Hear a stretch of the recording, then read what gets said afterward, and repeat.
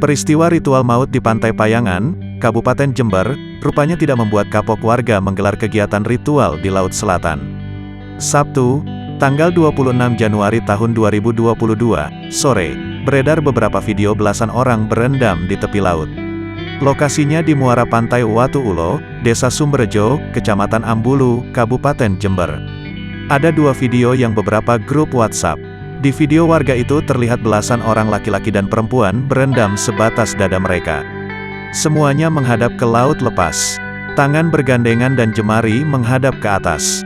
Si pengambil video menyertakan narasi, "Polahe wong-wong, enek maneh. Gek golek apa jare, wis wong-wong, angel-angel diomongi, deloken, gek golek ngapa." Kapolsek Ambulu, AKP Makruf membenarkan peristiwa tersebut. "Iya benar, tadi kami dapat laporan sebelum zuhur. Akhirnya saya minta untuk dibubarkan," ujar Makruf kepada Surya Co.id, Sabtu, tanggal 26 Februari tahun 2022, sore.